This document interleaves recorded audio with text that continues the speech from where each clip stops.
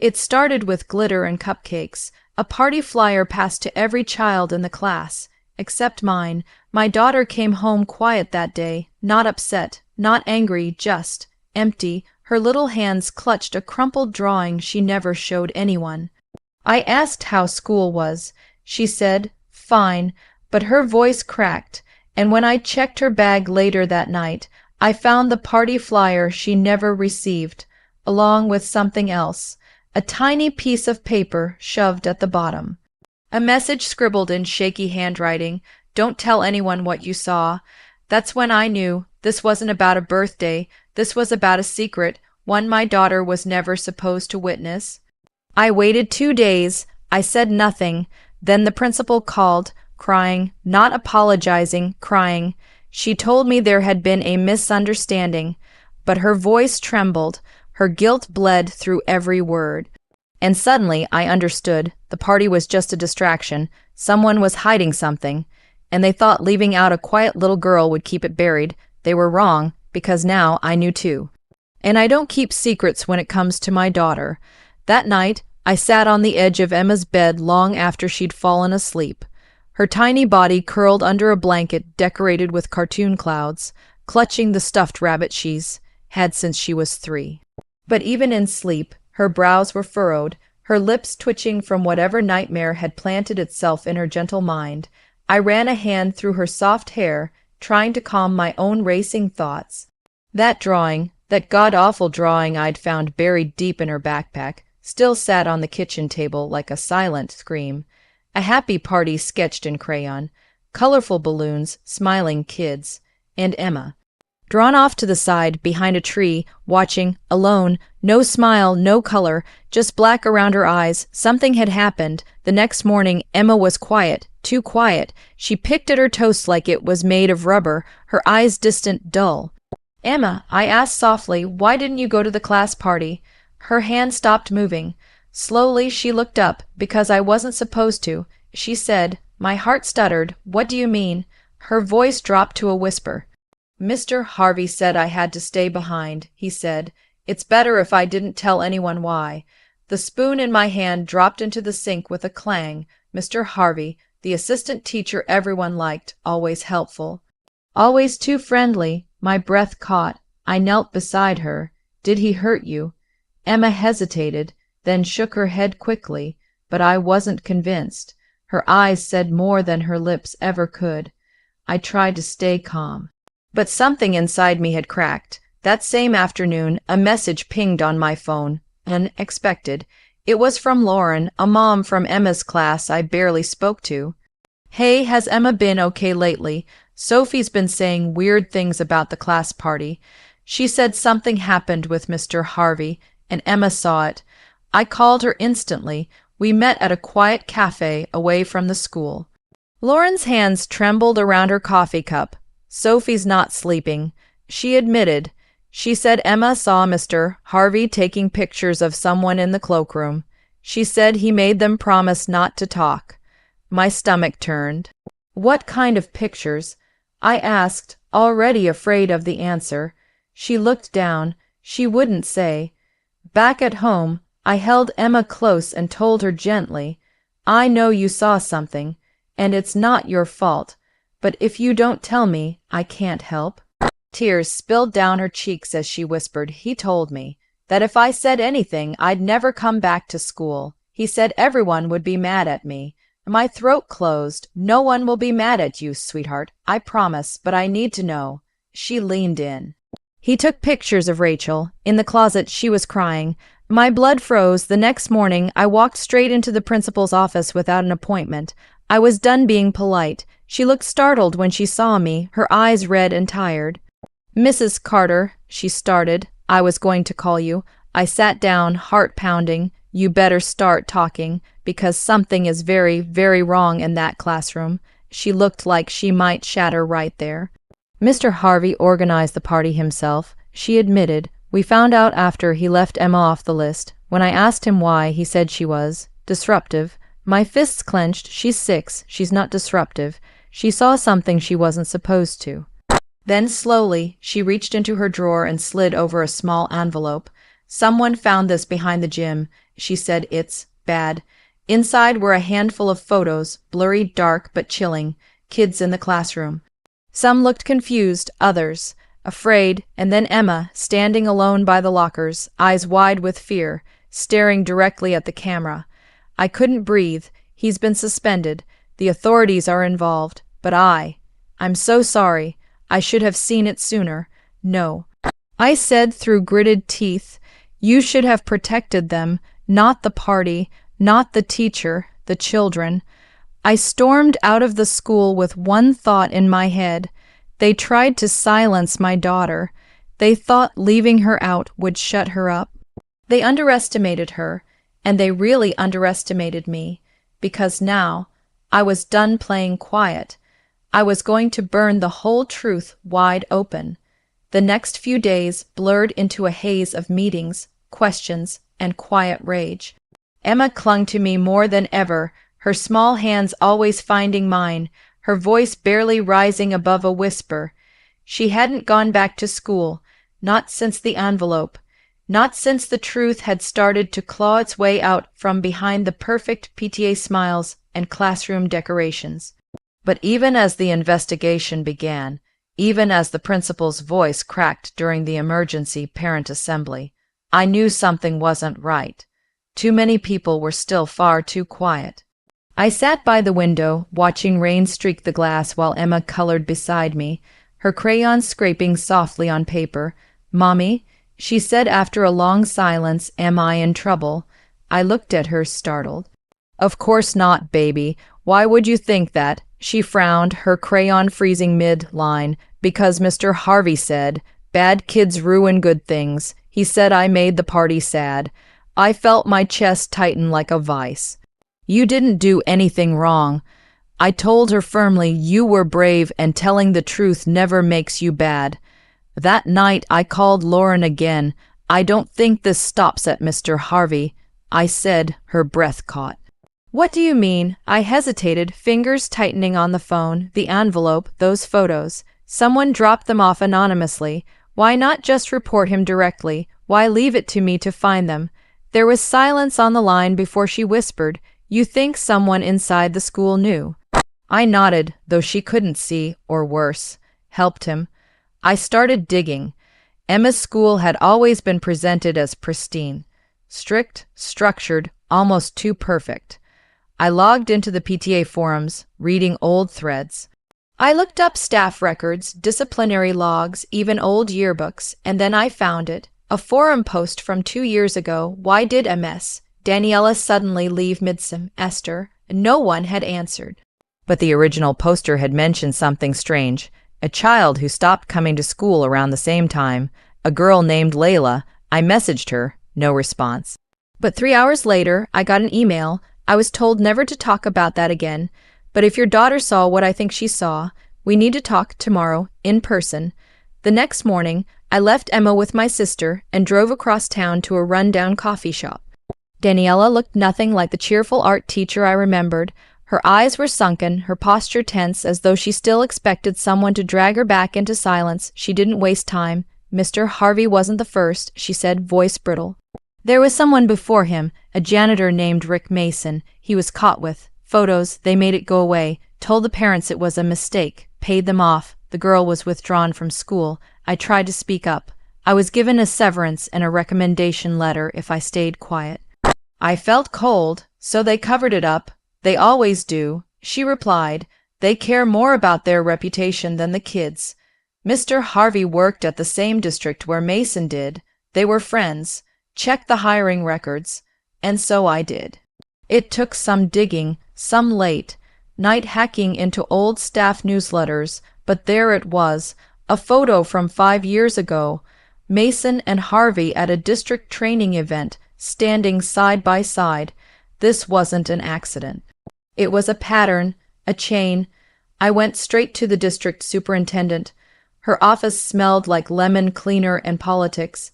She sat across from me, hands folded too neatly, eyes tight behind designer glasses. "We take every accusation seriously," she said with practiced calm. I slapped the photo on her desk, then explained this. Why did you hire someone connected to a man you quietly removed for abusing students? She barely blinked. That was handled internally. At the time, we had no reason to believe. No, I snapped. You had plenty of reasons. You just didn't want the press or the lawsuits, so you let them keep getting near our children. Her lips pressed together. This is now an active investigation. I suggest you let law enforcement do their job. But I wasn't finished. I contacted Layla's parents. It took days of messages, social media searches, and gut instincts. But when I found them, her mother cried on the phone. We wanted to forget, she whispered. We didn't know who to trust, and no one wanted to help us. They said she was confused, that she imagined it. My heart shattered. My daughter didn't imagine anything. I told her. Neither did yours, and we're not staying quiet anymore. The next day, I stood outside the school gates as parents picked up their children. I had printed the photo of Mason and Harvey. I had copied the message from the principal admitting she knew Emma was excluded, and I handed them out one by one. Some people ignored me, some looked horrified, some thanked me. That evening, the news vans showed up. The school tried to issue a statement. They said they were heartbroken and shocked, but I wasn't. And soon, neither was anyone else. Because behind the perfect bulletin boards and Student of the Month posters was a truth they could no longer bury. They had chosen silence over safety, and they were going to answer for it. The sun rose over our town like it did every morning, but that day nothing felt the same. A storm wasn't coming. It was already here, rolling through the school district boardrooms, flooding inboxes with emails marked urgent, and lighting up social media with hashtags no one wanted to see tied to their name. What began as one little girl being left out of a party had turned into something much bigger, something explosive, and now it was no longer just about Emma. By noon, 3 more parents had come forward, quiet, shaken, but finally speaking. Their children had also complained about Mr. Harvey's games, or how they were always told to stay late while others left. One mother confessed that her son would cry every night before bed, but they'd chalked it up to anxiety. Another father said his daughter had begged him not to make her go to music class alone. All this time, signs had been there soft and subtle, but nobody had connected the dots until now. That afternoon, I received an unexpected call. It was Officer Drew. You might want to be home around 4:30, he said cryptically. There's going to be movement. At exactly 4:32 p.m., I looked through the curtains and saw the unmarked police car stop 2 houses down. My breath caught in my chest as I saw Mr. Harvey walk out, wearing his usual polished slacks and a smug look like he still had nothing to fear. But that look cracked the moment 2 plainclothes officers approached him and said something I couldn't hear. He hesitated, then looked around, like he wanted to see if anyone was watching. That's when his eyes met mine through the window, and I didn't look away. They handcuffed him on the spot. The town erupted. Half the community was in shock. The other half was furious it had taken this long. The school issued another statement, one filled with hollow words like betrayed, committed to transparency, and student safety is our priority. But it was too late. The truth had teeth now, and it was biting everyone in its path. That night, my phone wouldn't stop buzzing. Reporters, activists, parents I hadn't spoken to in years. They all wanted details, confirmation, proof. I gave what I could, but I didn't do interviews. This wasn't about me. It was about Emma and the other children, and the systems that had allowed this to fester. Still, not everyone was on our side. The school's PTA president, a woman named Belinda, who had once complimented my cupcakes while rolling her eyes behind my back, posted a long Facebook message defending the administration. We mustn't jump to conclusions, she wrote. Let's wait for the full investigation before tearing down good men's lives. Good men, my stomach turned. I didn't reply, but others did. Comments flooded in, stories from old students, former teachers. Even retired janitors who remembered incidents being swept under the rug. Suddenly, Belinda's perfect narrative didn't hold anymore. The tide had shifted. That weekend, Emma had her first full night of peaceful sleep in weeks. I watched her from the doorway, her breathing soft, her brow unknotted for once. It was the most beautiful thing I'd seen in a long time, but just when I thought it might be over, I received another envelope. No return address, just our names written in neat cursive across the front. My fingers trembled as I opened it. Inside were photographs, different from the ones I'd found before.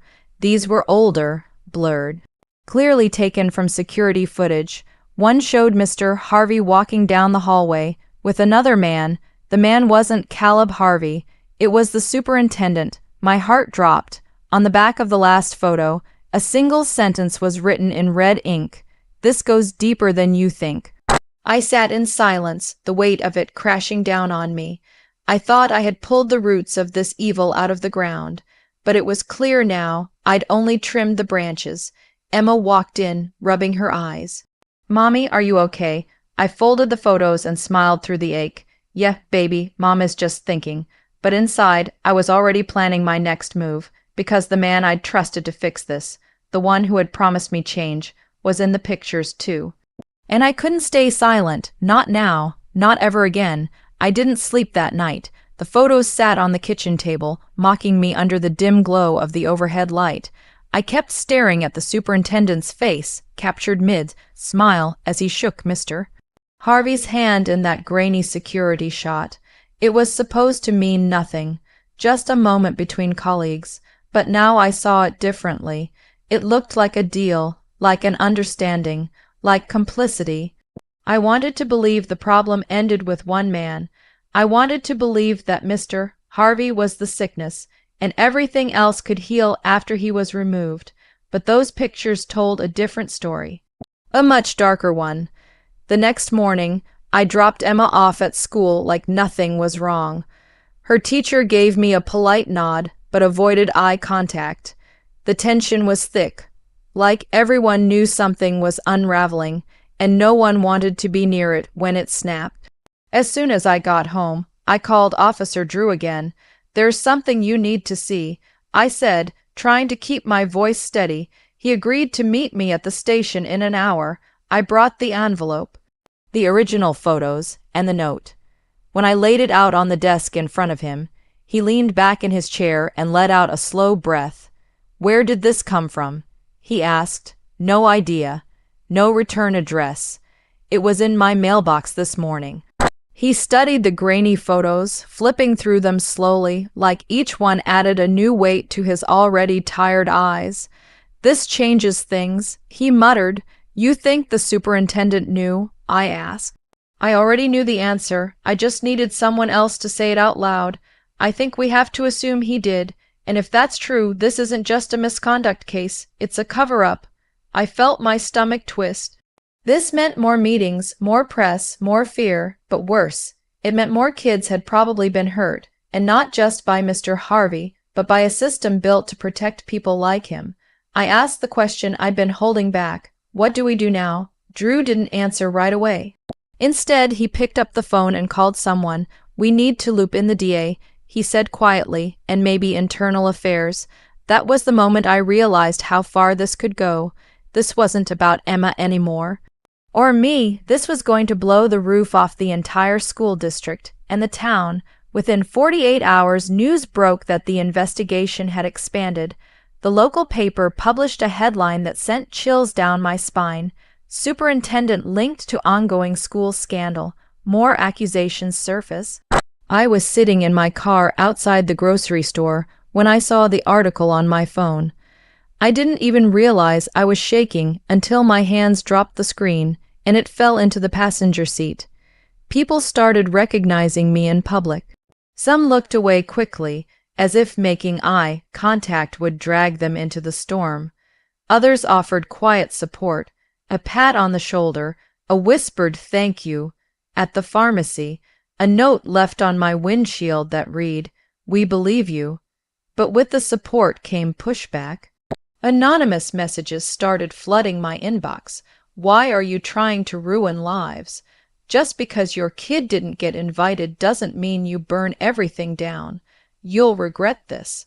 I expected some hate. What I didn't expect was a call from the superintendent himself. It came on a Thursday evening, right as I was getting Emma ready for bed. The phone buzzed with a number I didn't recognize. I answered. A voice, smooth but cold, came through the receiver. I think we need to talk. I froze. Who is this? You know who it is, and you know this has gone far enough. My blood ran cold. You don't get to intimidate me. I said, my voice low and even. I'm not intimidating you. I'm warning you. There are things you don't understand about how this works, and dragging this through the mud won't end the way you think it will. I hung up. My hands were trembling, but I knew what I had to do. I went straight to the police station and reported the call. Officer Drew took my statement, his jaw tight with frustration. He's getting desperate, he said. This is good. It means we're close. 2 days later, the school board held an emergency public meeting. The auditorium was packed. Parents, teachers, reporters, even former students filled every seat. I stood at the back, heart pounding in my ears, as the board president stepped to the podium and announced the superintendent had officially been placed on administrative leave pending a full criminal investigation.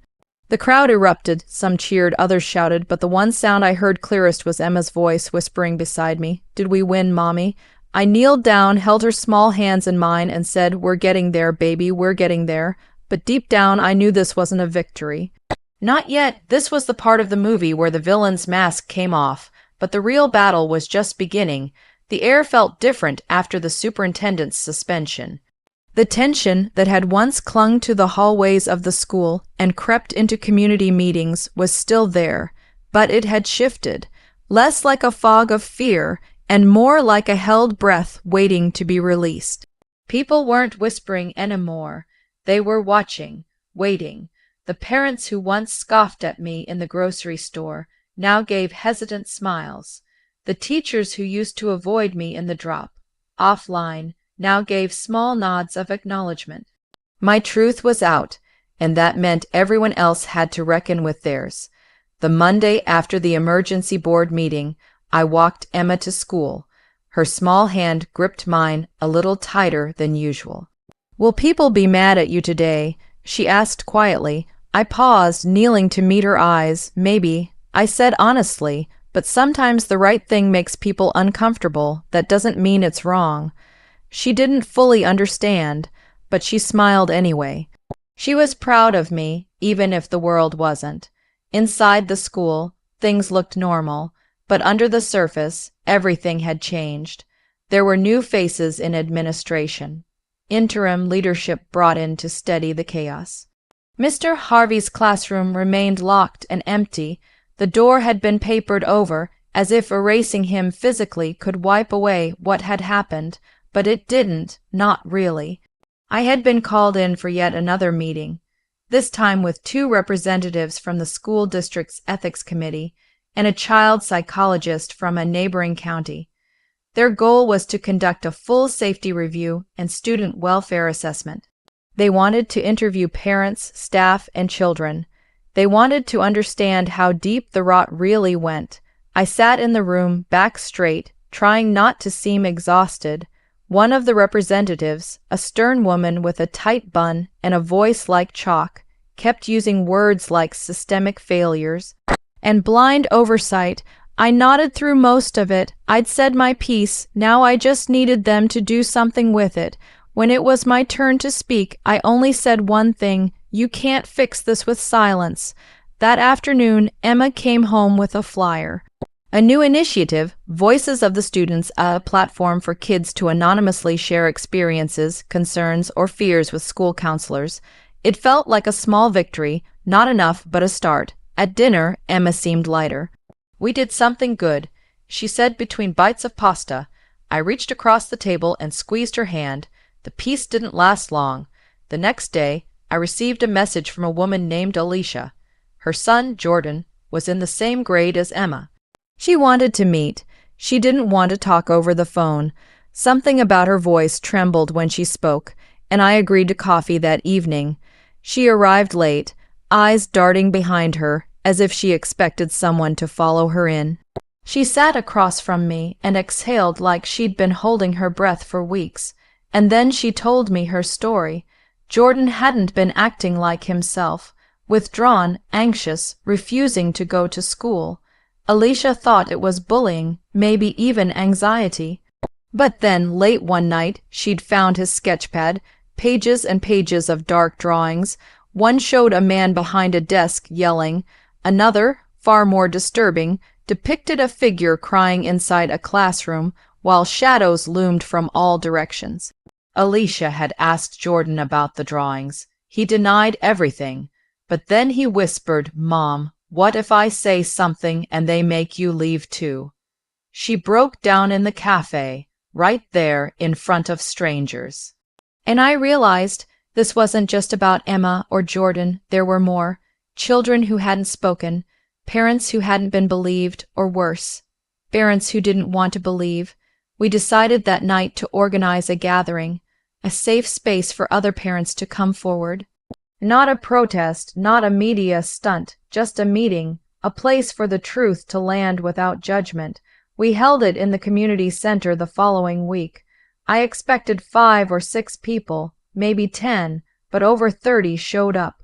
Some stood against the walls, some brought journals or notes, or simply sat with tearful eyes. They all had stories: a teacher who humiliated their child, a counselor who ignored repeated red flags, a principal who said, "Boys will be boys." The room was thick with grief, but also release. We weren't alone anymore. And then, something unexpected happened. An older man stood up from the back row. He introduced himself as Mr. Thomas, retired janitor. He'd worked at the elementary school for over 30 years. His voice shook when he spoke. We all saw it. He said, "We just didn't know what to do, and when we did, we were told not to say anything." He had names, dates, incidents, and the worst part, he had reported some of them, but they never made it past the front office. My stomach turned, the depth of it, the history, how long it had all gone unnoticed, or worse, deliberately ignored. It was never just one man. It was a culture of silence, a tradition of looking away. I realized that exposing the principal and the superintendent was only the beginning. This wasn't a chapter, it was the whole book. We decided that night to go public with what we'd collected. A letter, co-written by 2 parents and community members, was drafted to the Department of Education. We attached statements, testimonies, evidence. We weren't asking anymore. We were demanding an investigation. The media caught wind of the movement and dubbed it the Quiet Town Reckoning. Reporters started showing up at school board meetings. Politicians suddenly wanted to talk. And for the first time, people who had once told me to be quiet were now quoting my words on social media. Emma came into my room late one night, holding her stuffed bear. "You're not scared anymore, are you?" she asked sleepily. I smiled. "No, sweetheart, not anymore." The weeks that followed our public stand felt like a strange in-between space, half victory, half waiting for the other shoe to drop. The school was under full investigation now, with representatives from the State Education Board, child welfare specialists, and even outside psychologists stepping in. Reporters camped outside the gates, and headlines with words like "cover-up," "parent uprising," and decades of silence filled the local papers. Emma's story, our story, was no longer a whisper between 2 scared parents. It was a movement, and still I felt uneasy. Justice, I was learning, wasn't swift. It was cautious. Complicated, political. There were meetings upon meetings, officials who wanted to do the right thing, but only within the limits of their job descriptions. People who praised us publicly, but privately advised we not push too hard. Still, we pushed. I met with Alicia again, along with 5 other mothers and 1 father who had all stepped forward after our town hall. We called ourselves the Circle, half in jest, half in defiance. We didn't look like warriors. We were teachers, baristas, part-time accountants, stay-at-home moms, but we were tired of being silent. We took turns supporting each other, testifying, organizing, keeping pressure on local officials. One mom even had her employer subtly demote her after she was quoted in the paper. She wore it like a badge of honor. In the middle of it all, I found myself changing too. I was no longer the quiet mother who avoided confrontation. I walked into school board meetings with my head held high.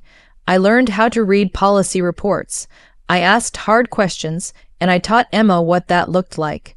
She started standing taller too, but not everyone was pleased. One afternoon, I received an anonymous letter in the mail. No return address, no name, just one line typed in all caps, "You're destroying this town." I stared at it for a long time, not because it scared me, but because of the realization it confirmed. There were still people who wanted things to stay buried, people who would rather protect reputations than children. I reported it, of course, nothing came of it, but I made copies.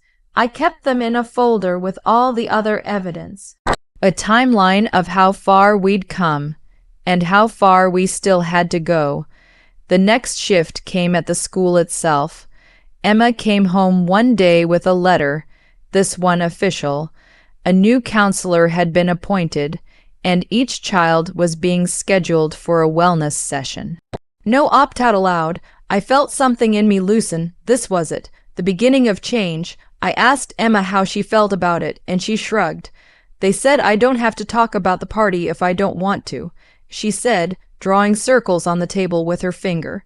But I kind of do want to. That small sentence stayed with me for days. For all the noise, all the media attention, it was that moment that mattered most. My daughter no longer felt like her voice had to stay in the dark. Another parent from the circle called me that night. Her son had also opened up in counseling about a teacher who humiliated him repeatedly in front of the class for stuttering. It wasn't headline worthy. It wouldn't go viral, but it mattered, because now someone was listening. The biggest moment came 2 weeks later when the school hosted what they called a restoration forum. Parents, students, and staff were invited to a public, moderated space where grievances could be aired, safely, respectfully, and without interruption. It was raw. A grandmother stood up and said she regretted not believing her own daughter when she came home crying from that very same school 20 years ago. A teenager spoke about the subtle racism she'd experienced for years, brushed off as just jokes.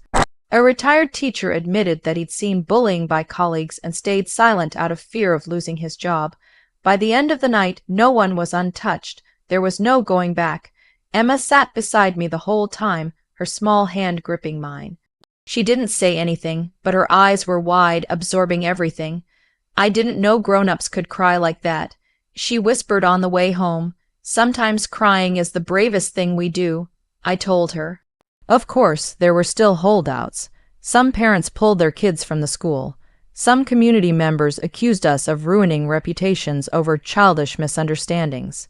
Even the mayor released a careful statement, praising both sides for engaging in dialogue. But I didn't care anymore. We weren't doing this for applause. We were doing it so the next mother wouldn't have to wonder if her child's pain would be ignored. So the next Emma wouldn't spend weeks asking why she wasn't invited. So the next principal would think twice before dismissing a child's experience as unimportant. A few nights later, as I tucked Emma into bed, she asked, "Do you think the kids who were mean to me know what they did now?" "I think some of them do," I said. "And the ones who don't yet, maybe one day they will." She nodded, turning her head toward the window. "I think I want to be a counselor when I grow up, but a nice one." And my chest tightened. "You'd be an amazing one." And just like that, I knew we were healing. They say silence is golden, but for too long, our silence was poison. It festered in the halls of that school, in the polite nods between parents at morning drop-off, in the quiet glances from teachers who knew but chose not to act. For years, we told our kids to be strong, let it go, or it's just how children are. But we never realized that by brushing it off, we were teaching them something much darker, that being hurt was acceptable as long as it didn't cause a scene. But Emma's story changed that. What started as one overlooked party invitation became the thread that unraveled an entire pattern of exclusion, favoritism, and systemic neglect hidden behind PTA smiles and sanitized newsletters. And in choosing to speak up, not just for my daughter, but for the countless children like her, I found something I hadn't known I'd lost, my own voice. This wasn't just about one school. It was about the culture we built around it. A culture that tells parents to keep their heads down, that punishes children for making noise, and that values appearances over accountability. That's what we shattered, not by screaming, not by rioting, but by refusing to look away, by asking questions that made people uncomfortable, by believing our kids, even when their pain didn't fit neatly into adult expectations. In the weeks that followed the forum, the school district launched a community oversight board. It included parents, students, educators, and mental health professionals. It wasn't a perfect fix, but it was a start, a sign that someone somewhere was finally listening. Emma flourished. Her new teacher, Ms. Hathaway, saw her not just as a student but as a person.